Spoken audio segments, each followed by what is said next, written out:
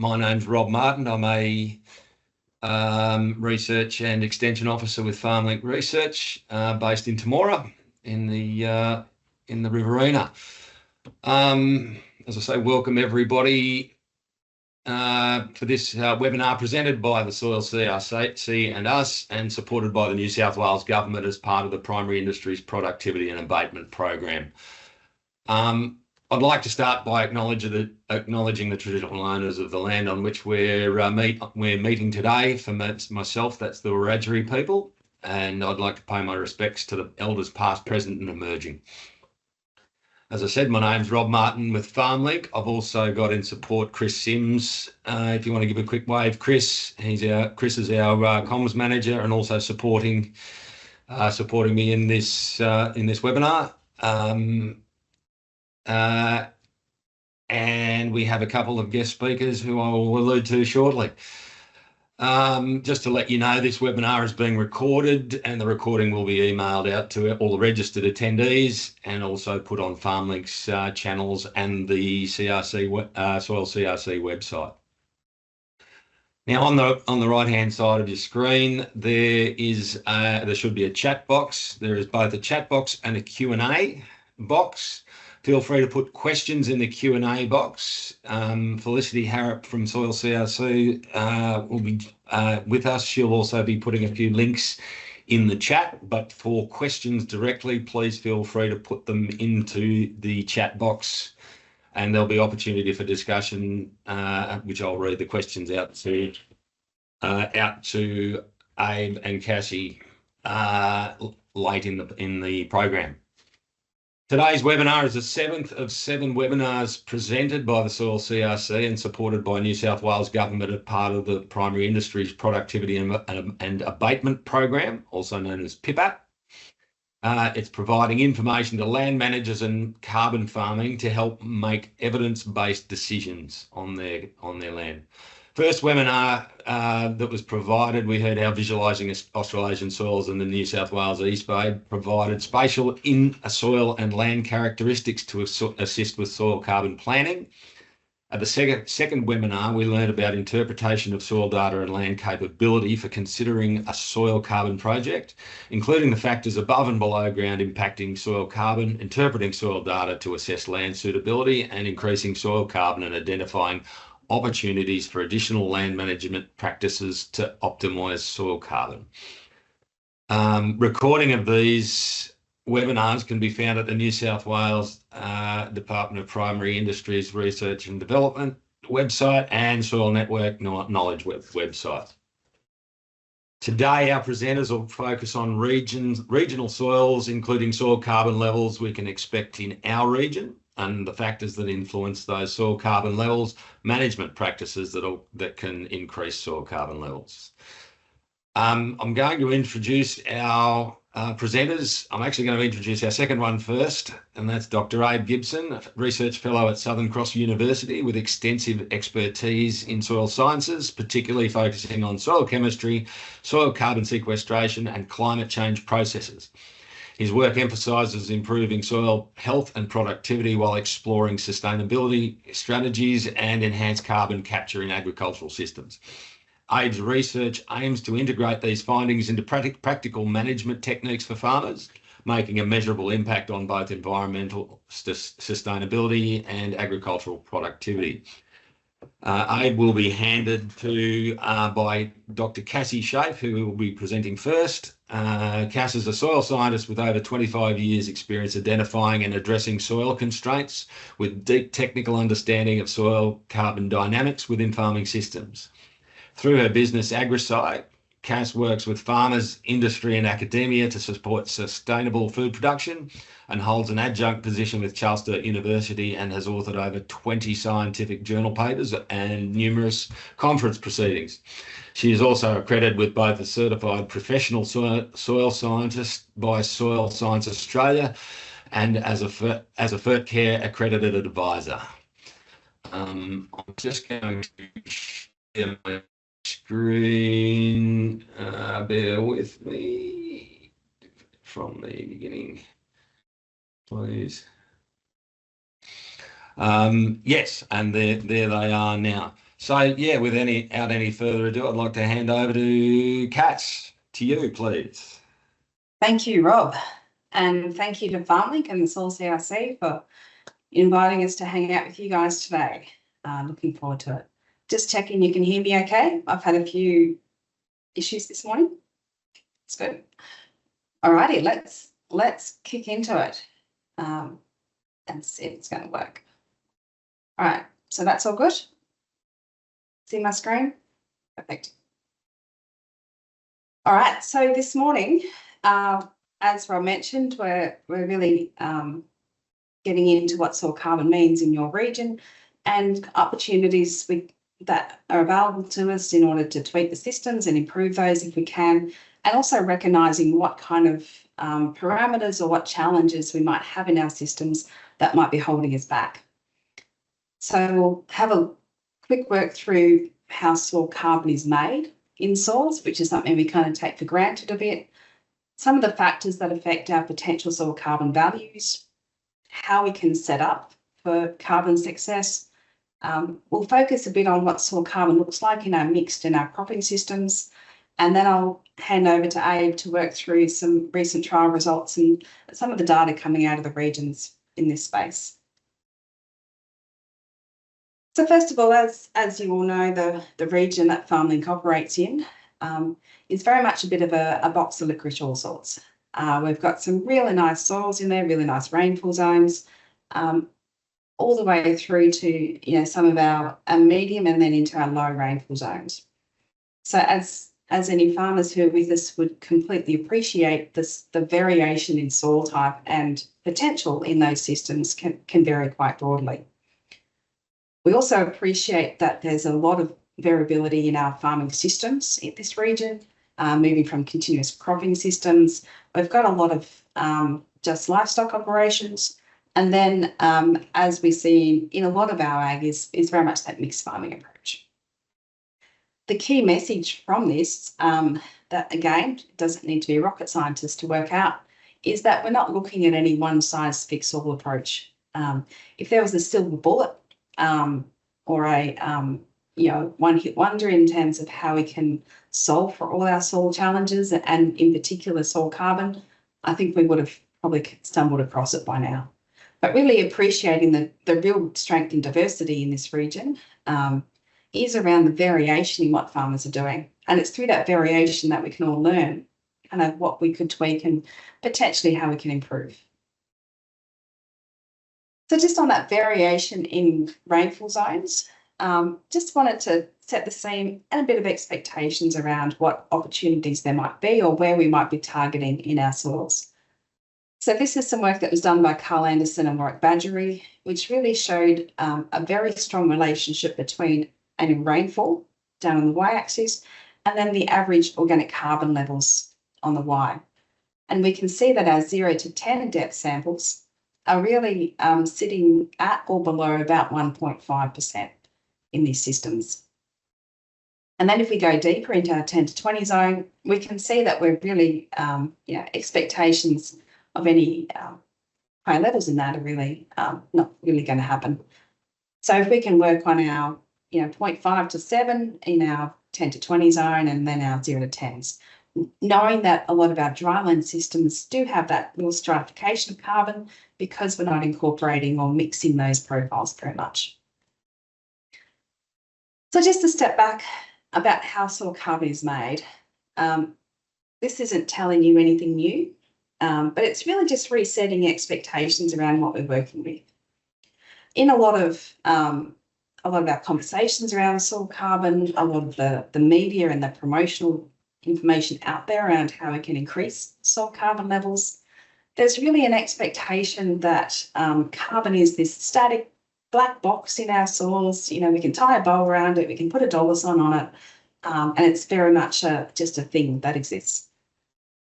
What we tend to forget about a bit with our soil carbon in our soils is that it all comes from, most of it, there are other sources, but most of it comes from soil organic matter. And the soil organic matter in our soils predominantly comes from the plants that we grow in it. So if we think right back to the start, if we think about photosynthesis as that key connection point from which carbon dioxide in the atmosphere moves into the plant and then gets converted into carbohydrates and plant biomass. That's the ultimate carbon sink piece. If we can't do that piece well, then everything else is already limited. So we know that once our plants die, the microbes decompose that plant litter, breaking it down into what we would consider organic matter. Those microbes then die, they're eaten by other microbes, and that starts to create these more stable fractions of organic matter in our systems. Now, if we have a net accumulation of carbon in that process, we could say that we have sequestered or captured carbon from the atmosphere. And when we talk about accumulation, we're talking about kind of increases in that more stable forms or more long-term pools of carbon in our soils. Now, the challenge with this is that most of the microbes in our soil are like us. So they breathe in oxygen and they breathe out CO2. So when we have more microbes in our system, we also have more loss of carbon dioxide back to the atmosphere. In addition, these microbes will also breathe out nitrous oxide and other greenhouse gases, subject to soil moisture conditions and kind of what populations are present. So we can really see that this isn't a perfect process. And if it was, our soil carbon levels would already be going through the roof because of the amount of residues that we're putting back into the system. So if we focus on the plant as the key mechanism in this soil carbon space, then it all becomes quite simple around how we can actually work with that carbon and work with that plant. As we know, it's not a perfect process, and we also know that every region and every soil type has different factors that drive or limit the carbon accumulation in those systems. We know that soils in our tropical and subtropical regions do have more capacity to build and hold carbon because of that moist and warm soils. So we've got high biomass inputs because everything grows so well up there, and we have high biological activity. So the cycling is going really fast with really high efficiency of conversion. We also know that soil type and condition is really important. So our sandy soils can hold less carbon because they have less ability to actually chemically bond with it. And we'll say it's less cation exchange capacity or less binding sites. We also know that our low pH soils can hold less carbon because of their impaired microbial function. As our pH drops, that's less ability of the microbes to do their jobs properly, which means we're not getting that cycling and breakdown happening. We also know that if we have crusted, dispersive or compacted soils, they're also limited in the amount of carbon that they can accumulate because we've got very low or poor water infiltration and low oxygen movement through. So the key things that are required for microbes to work well. So really before focusing on anything to do with carbon, it's really important that we focus on addressing what the key limitations are that might be stopping those soils from holding and accumulating carbon as much as they can. The other thing to think about is that each soil has a threshold carbon capacity based on its environment and its climate, soil type and management. It's not a linear increase, as we all know in reality, and so managing expectations around what's possible is really important. The other thing is we think that, if we just increase our organic inputs all the time, we keep all our residues in the system, we add composts and manures and everything else that we can, if our soils are starting from a low carbon base, there will be some increase, but we're talking about diminishing returns. The other thing we know is when we add organic materials like compost to the system, they actually spark up the microbial community, increasing the loss of carbon as CO2, which then actually causes that to burn off and deplete over time. So the more we're looking to hit those higher levels of carbon, the more we're talking about diminishing returns and additional cost per unit. So in terms of setting up for carbon success, the really key thing that we've already flagged is to manage those constraints. So if we think about Goodard Liebig and his wine barrel, wherever the lowest hole is, whatever the most limiting factor is to plant growth, that's the key thing that will also stop our soil carbon from accumulating as much as it can. And in our systems around in the FarmLink region, we know that soil pH and acidity is generally the most limiting factor in terms of productive farming systems. We know that's a factor because we're getting really good at farming. The management and systems in the FarmLink region are really well optimised, which means that we're actually exporting a lot of product, we're moving a lot of material off paddock, which means that we're by default acidifying our systems, as everything that we move off is really high in alkali. So all our agriculture is net acidifying, and in the FarmLink area, which does have some really nice, highly productive systems, that rate of acidity continues to increase. So that's something that we cannot forget at all. Any soil type, any system, anything that's not functioning as well as you think it can, really important to get some soil pH tests done to understand what's going on. The thing about acidity is it limits everything in the system. So there's many plant species that can't grow well and persist at low pH levels. Many of our nutrients are less available. So phosphorus, nitrogen, potassium, sulfur, calcium, manganese, molybdenum, there's a really key part there. And the nitrogen story is really important, knowing that a lot of our fertilisers that we apply in acid soils aren't going to be well used. We also have really poor plant response to our fertilisers that we apply, both our N and particularly our P. As I've already mentioned, we have reduced microbial function. And a key part of that is the nitrogen cycling legumes. So in our system and the microbia, the microbes that are responsible for that cycling. So an example is with some clover. So clover in the picture here is those plants that are grown in good pH conditions are well nodulated, good vigorous plants. In low pH conditions, poor nodulation and poor growth. Poor persistence of lucerne stands is also a key indicator that there might be an acidity issue. And we're getting poor nitrogen mineralisation from organic matter. So we're not getting the breakdown and release of mineral N that we'd expect. The next thing is, once we've adjusted our pH through an appropriate liming strategy, it's really important then to say, well, what's next on the leaky barrel? Ensure that there aren't other soil conditions that are limiting plant growth. So what's the next one off the list that we can continue to work through?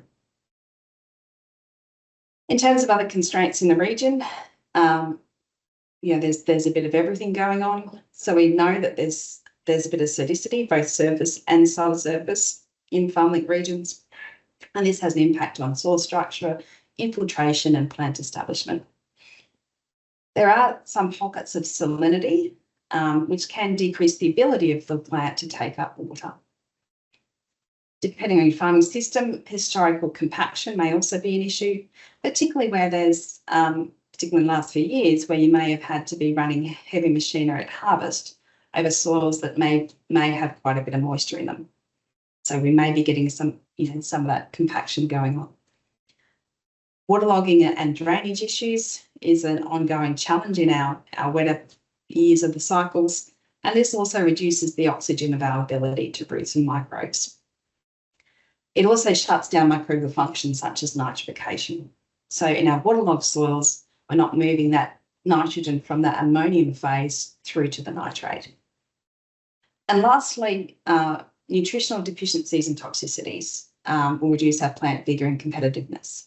So the common theme in all of this is to set up your system for optimised plant growth and microbial function. If the plant wins, then the microbes win, and then we all win. In terms of what we can do to focus on carbon in our mixed or our cropping systems, again, these are all pretty straightforward, things that we're all aware of. In terms of our management practices, the key thing is the quality of our biomass input. So we know that legume-based pastures and pulses are the best that there is in terms of increasing and improving our soil organic matter and carbon status. It's the addition of that nitrogen-rich organic matter that helps improve the efficiency of microbial decomposition and cycling, which then increases the efficiency of that organic matter accumulation and carbon increases. Part of this as well is our crop residues and maintaining those in the system as much as we can, and just general ground cover management with our mixed systems. You know, we know that any time that we've got ground cover in the system, that's enabling those microbes to work better. The other management issue is, as I've mentioned already, is around our soil constraint amelioration, so we can grow the best plant possible. And then our soil fertility aspect around that we can't maintain or grow soil carbon if we don't have adequate nutrients in the system. And we'll talk about that next.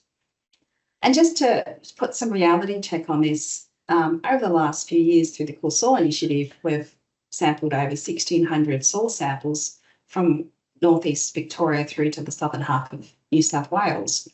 And this has demonstrated that most of our soils with high soil carbon status are also the soils with a good pH status, and are also the ones with a legume history and good yields. So growing a good plant, growing productive plants, has really strong feedback into our soil carbon levels. And in terms of the soil carbon values that we've measured in the FarmLink region itself, but everything from 0.5 on really sandy soils all the way up to 4.9. 4.9, I reckon, is a bit of an outlier, but we consistently see measurements up to 3.5. So that is possible within our climatic conditions. So in terms of fertility, as I mentioned, we can't grow carbon in our soils unless we have the right nutrients to go with them. So if you think about organic matter in our soils, we tend to think of it just as being carbon, but actually that organic matter is composed of carbon and other nutrients as well, such as phosphorus, potassium, nitrogen, sulfur, oxygen. You know, it's all in the mix. And some really important work done in the early 2000s by Clive Kirkby and crew worked out that there was very strong, clear ratios between the presence of carbon in our soils and other nutrients in that organic matter. So if we look at the graphs down the bottom here, we can see that if we measure our total soil carbon in our organic matter on the y-axis, and then our different nutrients, nitrogen, organic P, which is more of a inherent fertility rather than inorganic P, and then soil sulfur, we can see very clear relationships between them. As our fertility improves, so our ability to hold carbon improves. So we can't improve carbon on fertility or on nutrient deficient soils. And for some of our soils, it may be that something like phosphorus might be the key limiter in our systems that then will enable us to take a step change for our carbon levels. On the left here is another more detailed approach in terms of looking at the impact of nitrogen fertility on soil carbon.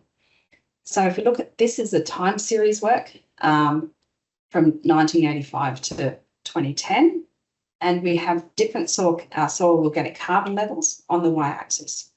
And we can see that as we go from N0, so that's 0 nitrogen, all the way to 180 kilos of N per hectare, you can see that over time, increasing nitrogen status in these previously highly depleted soils has had an impact on our carbon status.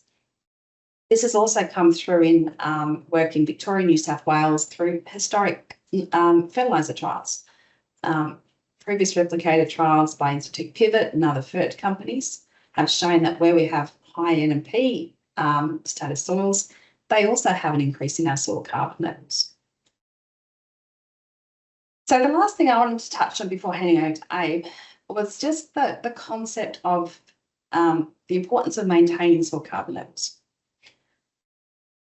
And this is something that I tend to speak about a bit. So for those who may have heard me mention this before, is that we always focus on increasing soil carbon and what can we do to increase it.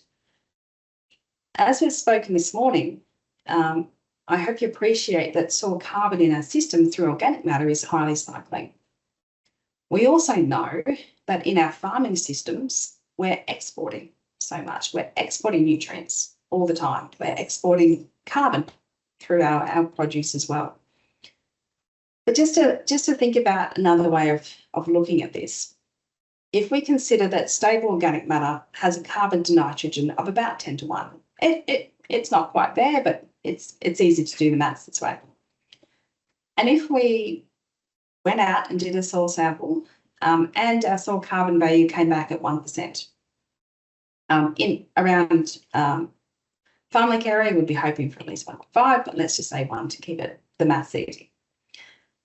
Then through that season, if we've mineralised 100 kilos of nitrogen for plant uptake, which we build into our calculators. So we work on at least 50 kilos of mineralised N, through the season, which we adjust our nitrogen vert budgets around. And over the summer period, if we get moisture, we could get another 50. So let's just say that we lose 100 kilos of mineral N per year out of that organic matter for plant growth.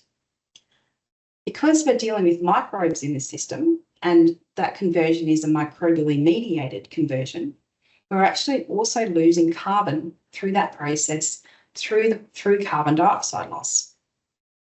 So that 10 to 1 ratio is if we're pulling out 100 kilos of nitrogen, we're also pulling out a tonne of carbon as CO2. If we're not replacing that into the system, we're going to end up with a continual drawdown of our organic matter and our organic carbon levels, which we've seen through our traditional conventional ag practices in the past. Okay, so let's say we measured soil carbon 1%, we've poured out all this mineral N and we've lost all this carbon. We then come back next year and measure the same place in paddock for soil carbon levels. If those soil carbon levels are still the same as what they were last year, so let's say 1%, that actually tells us that in addition to everything that we've done to grow a good plant and everything else, that we've pulled in 100 kilos of N and a tonne of carbon back into that organic matter. So by default, in a farming system where we're creating food and exporting food, if we're maintaining our soil carbon values over time in that incredibly fluxing system, that's actually a definition of sustainable food production. So we're not just putting in what we need in terms of our food, we're putting in what we need for our organic matter and carbon as well. So the last message I'd like to leave with you is to say that if you're maintaining our soil carbon values in a highly productive food and fibre production system, that by default actually requires ongoing carbon and nitrogen inputs because it is a constantly fluxing system. So just to maintain soil carbon levels in a food production system is amazing. If you are able to increase soil carbon levels, that's kind of gold star status, knowing that the additional inputs that are required, not just to lift those carbon levels, but also to maintain them. At that, once you reach a higher peak, you then need to continue to maintain into that higher bracket. So it all takes energy, it all takes cost, and it all takes inputs. But just recognising what you're doing really well in your systems to start with. So I'd like to leave it there and hand over to Abe. Cass, just before you hand over, there's just a couple of questions in both the chat and the Q&A. I was just wondering if you'd be able to just have a look at those ones. Sure. Fantastic. If you'd like me to read them out. No, I can see John Grant's. Yes, yeah, there's one in the chat and one in the Q&A. All right, well, I've got the chat one. So where does the balance of CO2 produced by lime use and increased soil carbon sequestration due to better plant growth lie? Okay, so that's talking about the CO2 lost once the lime reacts with the soil versus the increased carbon ability for plant growth and carbon capture. So we know that when we add lime, there is at that point in time when the lime reacts with acid in the soil, that calcium carbonate then reacts to form the carbonate reacts with acidity, and then we get the production of CO2 and water.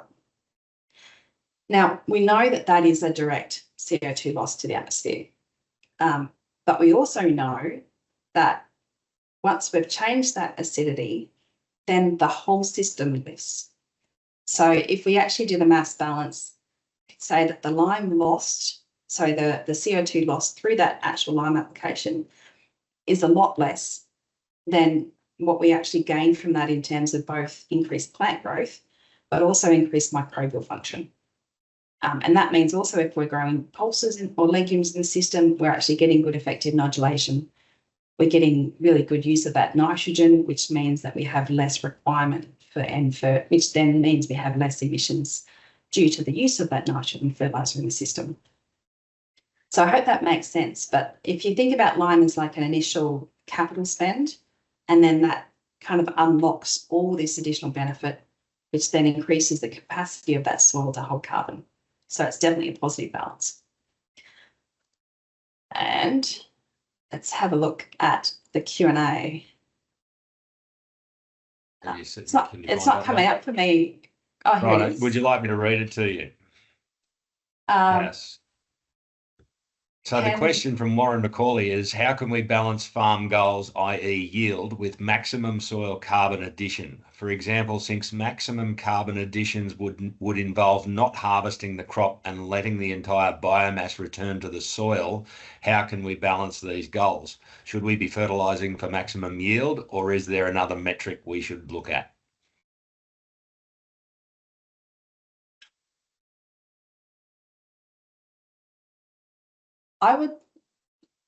This is obviously a bit of a drawn out response because depending on what farming system we're working with. But I'd like to come back to this one later, but really to say that if you're optimizing your farming system to grow the best plant to then create the best yields, by default, that's also the best approach we can take for carbon. Now, if we know that if we ran a manure crop, so either green or brown, probably more so a brown manure crop where we just kill everything and let it sit on the surface, I think will have longer term benefit more so than the green, which we incorporate in. I mean, that's the perfect ideal, right? If we just grow something and then we just let it die in situ. And where possible, if we can creatively work that into our farming systems, then we will get benefit from that. But if we actually need to make money by cropping, then growing the best crop plant we can, because it's the root matter as well, which is also a big source of carbon that we tend to forget. So if we can maximise the ability of those roots to explore through the soil, then that will have a big impact on our carbon. In terms of our fertilising for max yield, I think it's around maintaining background fertility. So it's rather than going hardcore with everything, if that maximum yield is also max profit, that's great. But it's around ensuring that there's good background fertility, that we do have some N in the system, preferably with some use of legumes, but even making sure that our P levels aren't subclinical. And that's something that we know in the FarmLink region, there is a lot of soils that are running borderline with P nutrition. That really should be lifted up a bit to ensure that in our no-till systems that there is enough P available for the plant. So just, working on setting up what you can, if that's excellent. That one. Thanks, Cass. We might return to it if you have another thought on it after Abe's done. Happy to have more of a chat about this Absolutely. stuff after we're done. Cool. So please feel free to put your questions in the Q&A and or the chat. Either works. We'll be monitoring both. In the meantime, I'm going to hand over to Abe, and we'll plow on.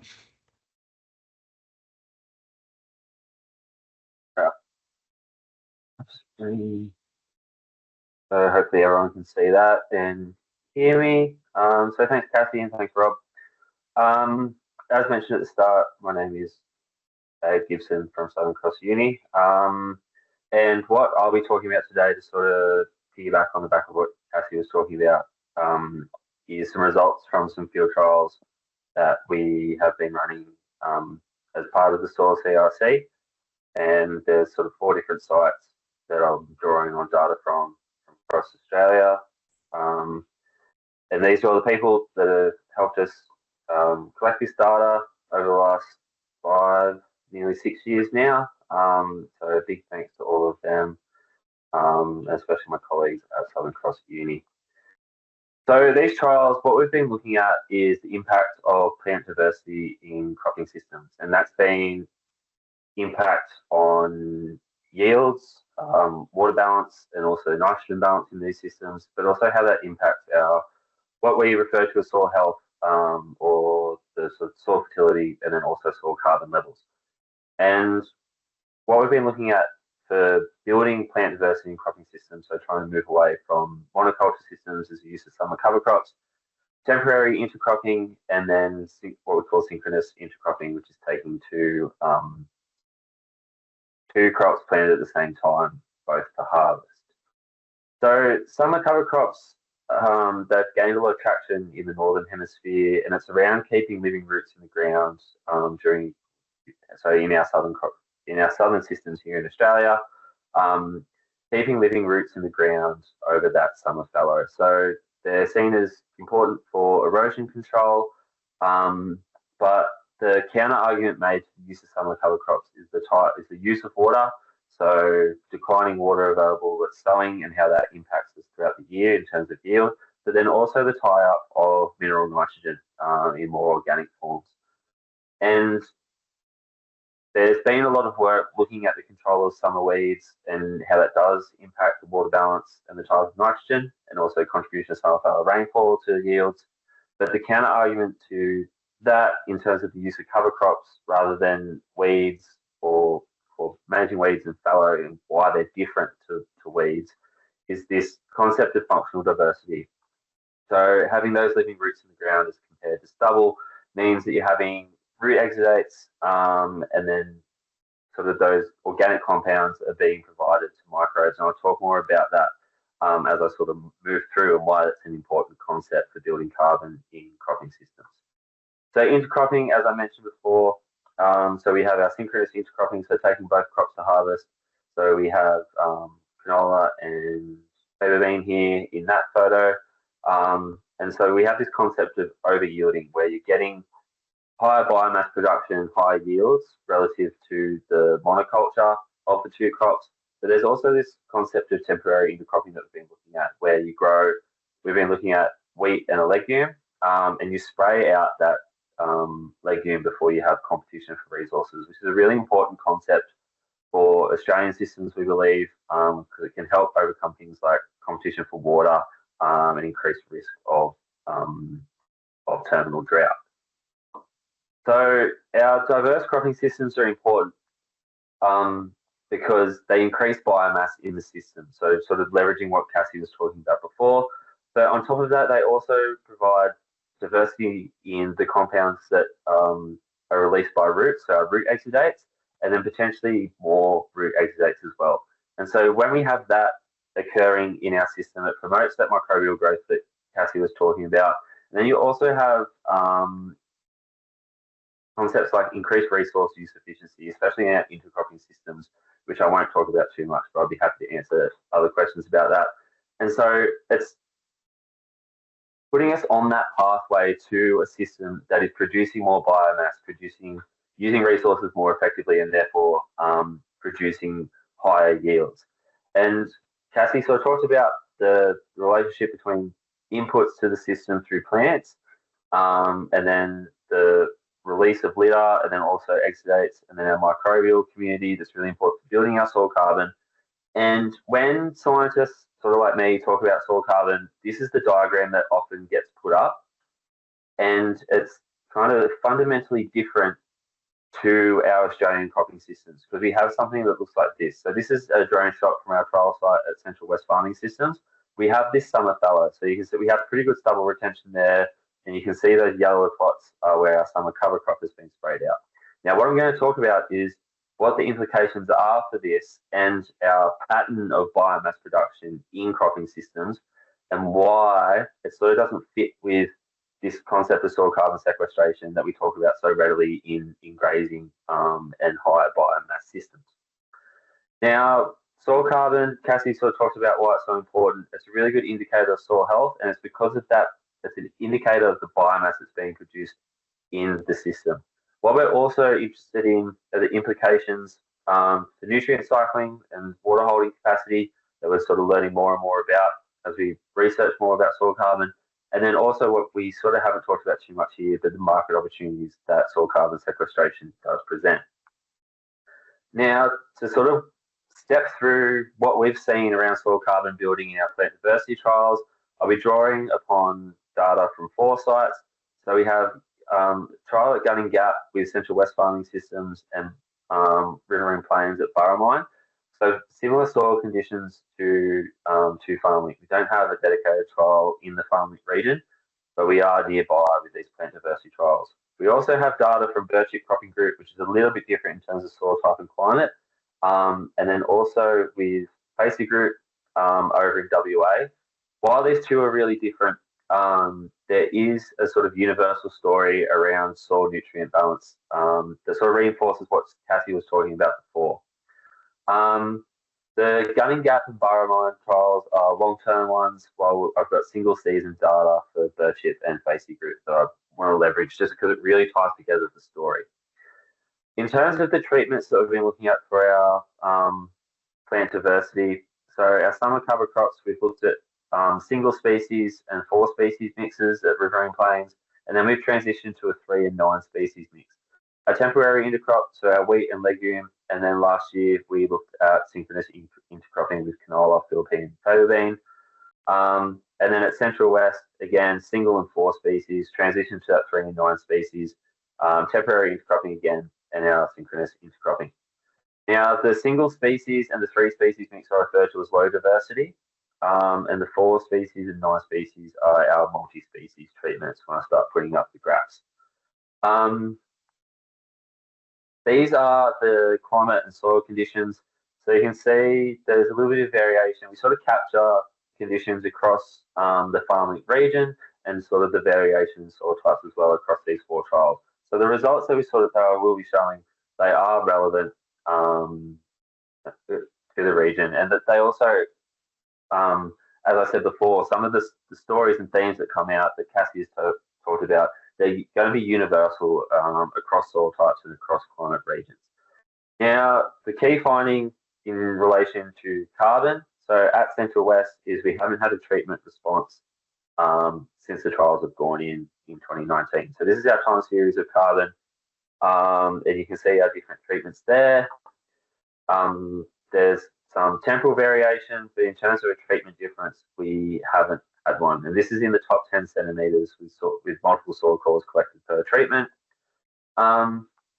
If we break this down and start looking at the different pools of carbon at Riverina Plains, so rather than showing you basically the same graph again for River Plains, I broke it down to some indicators for some of the faster cycling pools of carbon. So water soluble carbon, hot water extractable carbon.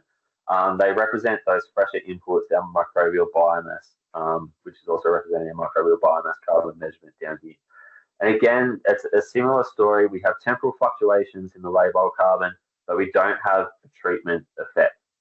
So we're not seeing that, even though we are building this diversity that we hypothesized would build our carbon, we aren't seeing an effect because of that. Now, if we look at why this might be the case, particularly with the summer cover crop, we found that summer cover crop biomass is really hard to generate. What we've also found, summer cover crops are hard to establish in this southeastern region with our summer climate. So our summer climate, we're extremely water limited. FarmLink and Central West, you're on the borderline of summer dominant rainfall technically, but your evapotranspiration rates are just so much higher. And while you do get storms, people will see runoff in their paddocks during their fallow. It's that evaporative demand, the sporadic rainfall, the large gaps between rainfall that make it so hard to establish our summer cover crop biomass.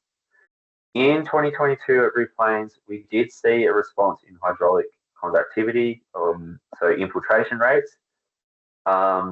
to this higher biomass cover crop, but we haven't seen any changes in our carbon, and it's that low additional biomass contribution.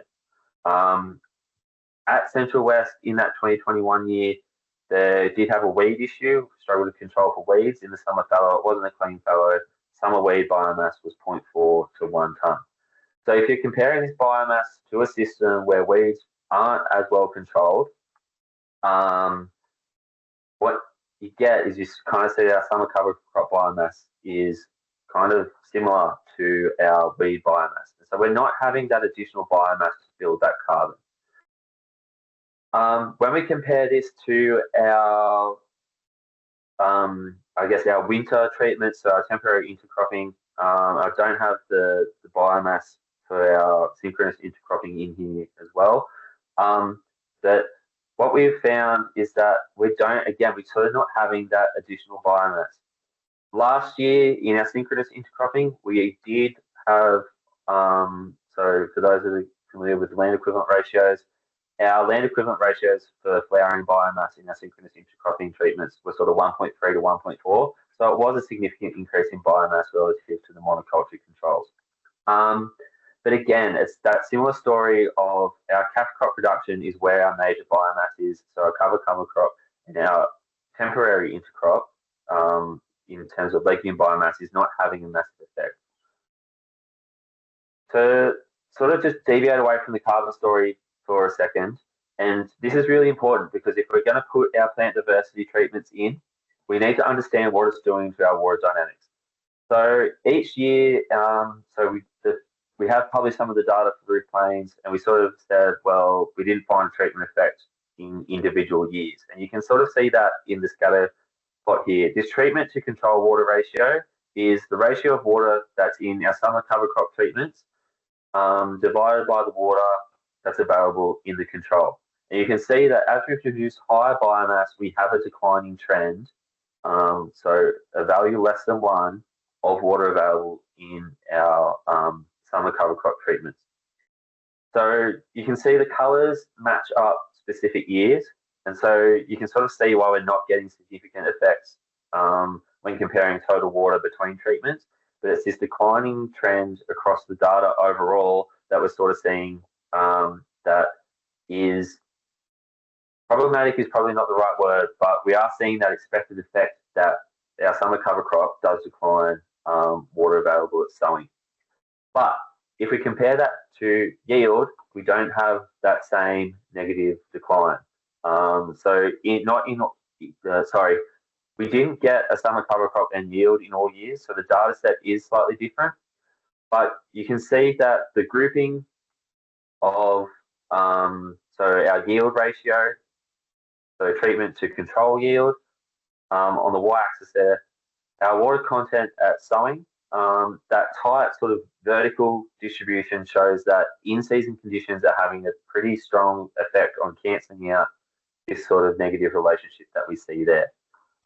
Importantly, our temporary intercrop, which isn't shown here, it had no impact on water and no impact on yield. Also had no impact on grain protein, which we were kind of expecting it might, but we sort of had low nitrogen fixation there. So while we want to talk about carbon, we want to talk soil health benefits. Talk about the adoption of this plant diversity or these plant diversity concepts and practices. We need to understand water use efficiency, nutrient acquisition, and over yielding within these systems, and really look at it at a broad systems and economic context, which is where this work is sort of going in its next stage. What I want to jump back to is nutrient dynamics over fallow periods. So this is from the Facey Group paper, where we have a cover crop grown. You can see we've got bulk soil carbon, bulk soil nitrogen. Our POC-C is permanganate oxidizable carbon, so it's another measure of that labile carbon, similar to what I put up before. So you can see small summer cover crop biomass. We don't get a response in our labile carbon to that, but we do get a response to our cash crop peak biomass. So no treatment differences, but again, that temporal fluctuation. So it's that higher biomass in the cash crop where we're seeing the response in the early cycling soil or soil carbon. And so again, with that very little additional summer cover crop biomass is not resulting in that building of carbon. If we compare it to, and this really builds on what Cass presented before and was talking about with soil fertility, again, so it's back to our water soluble carbon here.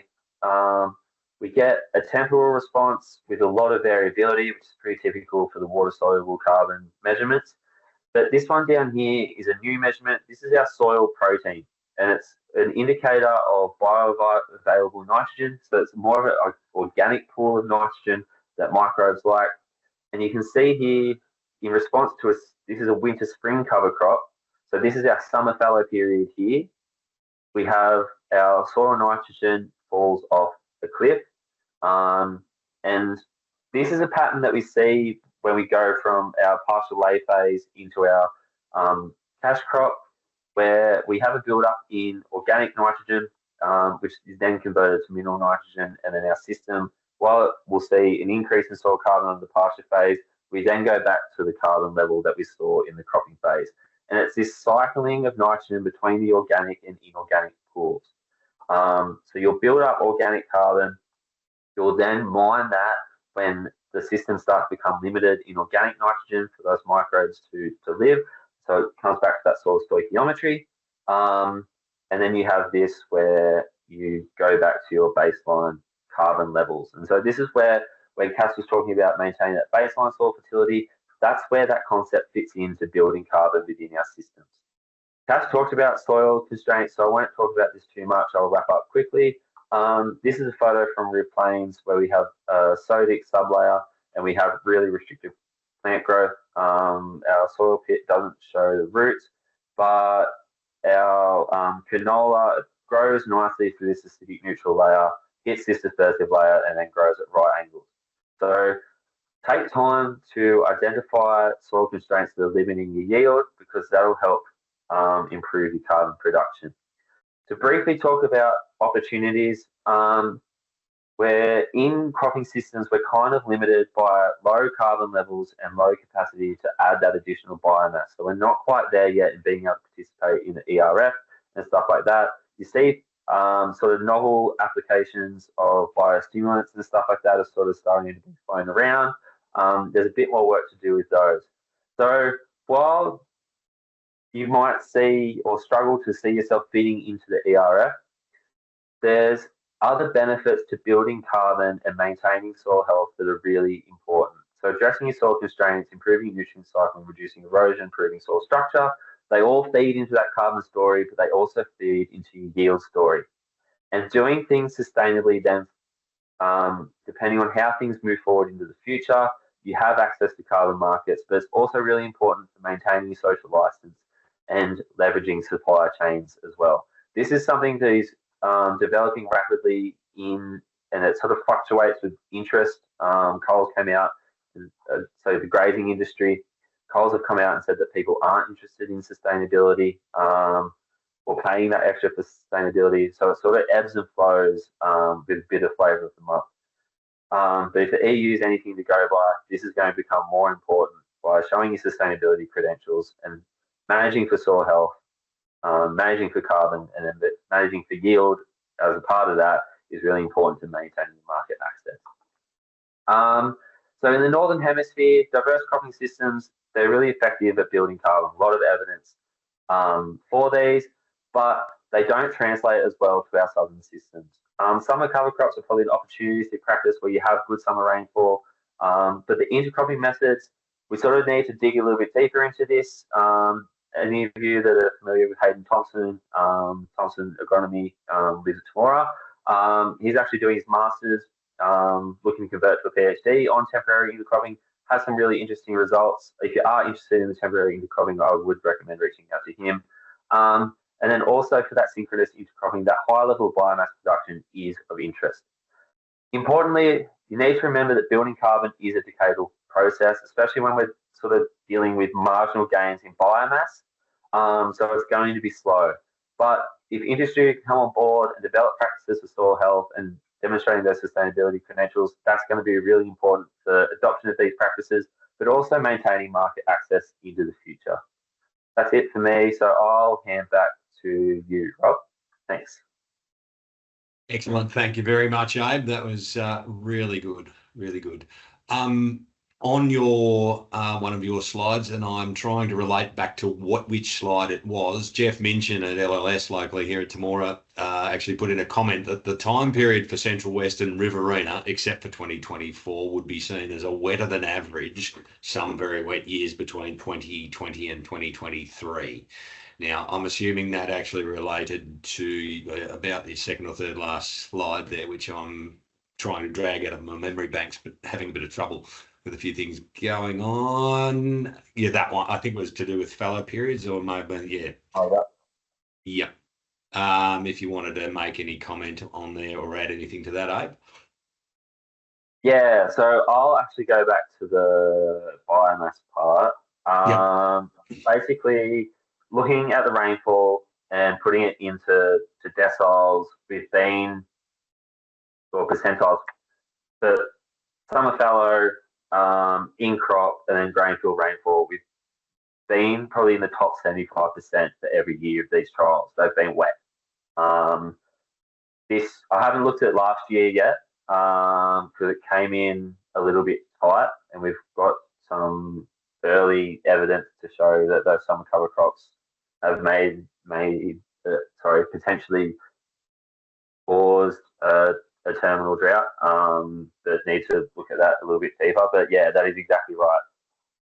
Every year of these trials has been pretty wet. So we're dealing with pretty abnormal conditions for when you want to look at something like water use dynamics from building plant diversity. Yeah. Excellent. No, thanks for that, Abe. That actually helps clear that up a little more. And he's actually come back and added that more about context for the results, some waterlogging impacts perhaps, but also maximum biomass production for the region in that time period. Yeah, I laugh because the end trials, or the end plots at Central West get waterlogged, and so we have had to deal with really high biomass at one end and then the waterlogging influence at the other end. So yes, that's definitely the case. Excellent. Unless Cass wanted to dive in, had anything to add from that previous question about balancing farm goals. Cass, do you have anything to add to that? Having time to think about it?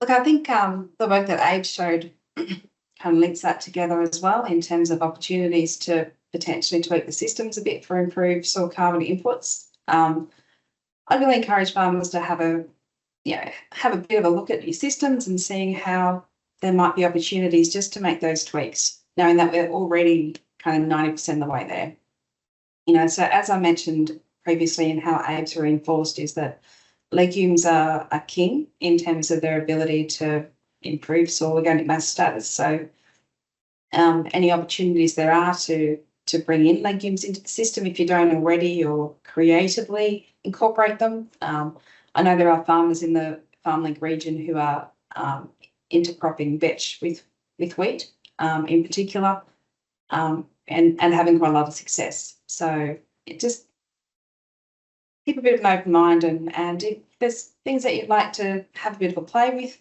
then yeah, knock your socks off and see if you could, those little tweaks might maintain profitability while also increasing the diversity of your systems. Excellent. Thanks very much, Cass. That actually brings us pretty close to the hour that we're aiming at. So I'll actually take the opportunity to wrap up and thank very much Cass and Abe for your input for this. It's been really informative, and sorry. Yes, we do have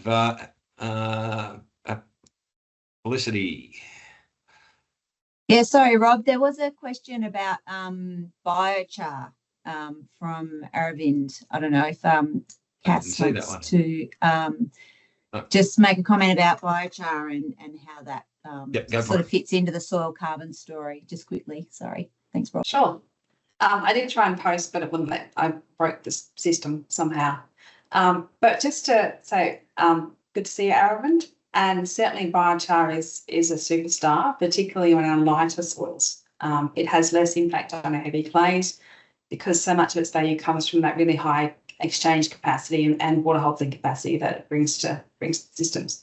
The challenge in all our systems is availability and economics of biochar application, knowing the rates needed to have big impact. So when there is a viable, economically attractive biochar industry that we can source from for these regions, then, you know, I think there'll be a lot of interest continuing in that space. Excellent. Excellent. Felicity, no further addition to that?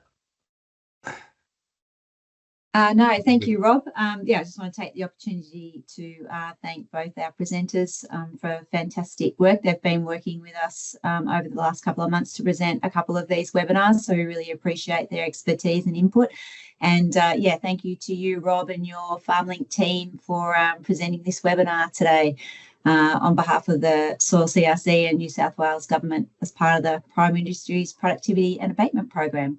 And I did pop some links in the chat for those who would like some further information about some of the research that was mentioned today, and also links to the previous recordings of the webinars that were held at the end of 2024 last year. I'd encourage you to go back and have a look at those around looking at soil data to determine your soil carbon source capacity, and interpreting that data as well. So yeah, please have a look at those recordings, and we'll be producing some fact sheets to support these webinars, so you'll be able to follow up on any of the links and further information. So keep an eye out for those fact sheets. We'll send links to everybody who's registered for these webinars when those fact sheets are published. So thanks again, Rob.